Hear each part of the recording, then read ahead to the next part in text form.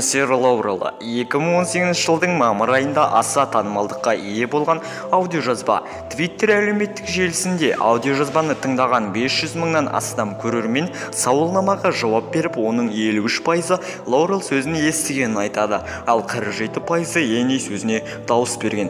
Бұл аудиожазбаға байланысты әлеуметтік желіде ғана емес, сонымен қатар түрлі телевизиялық шоуларда да пікірталастар туды.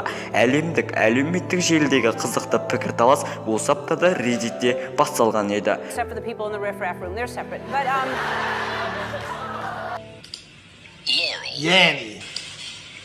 Yanny. Bro, it's Laurel. Yanny.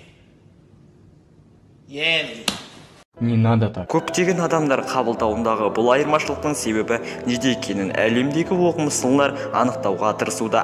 Көптеген нұсқалардың бірінде айтылғандай, адамдардың есту ерекшеліктері әртүрлігіне байланысты. Біреулер төмен жиіліктегі дыбысты жақсы қабылдайды, ал енді біреулер жоғары жиіліктегі дыбысты жақсы естиді. Негізінен адам баласы 16 Гц-тен 20 мың Гц аралығындағы дыбысты ести алады. Осыған сәйкес жас ерекшеліктеріне байланысты есту шкаласы болады. Жас адамдар жоғары жиіліктегі дауысты ести алса, ал қарт кісілердің есту мүшелерінің төмендеуінен жоғары жиілікті есту қиындық туғызады.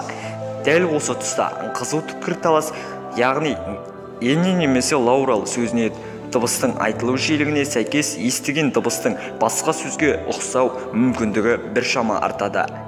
Дағы фотодан байқағаныңыздай, екі сөздің дыбысы толқындарының таралу жиілігі бірдей. Сол себептен дәл осы сөзге байланысты дау туды.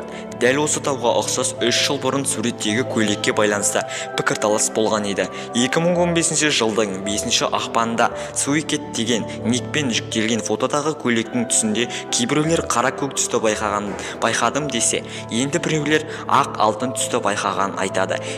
Мұндай даулардың жай болмауы, ол адамның жеке ең алғаш қабылдауына байланысты. Сонымен видеомыз аяқталды. Видеоңызды лайк басып, осы аудиожазбаны қандай дауысты естігеніңізді айта кетіңіз.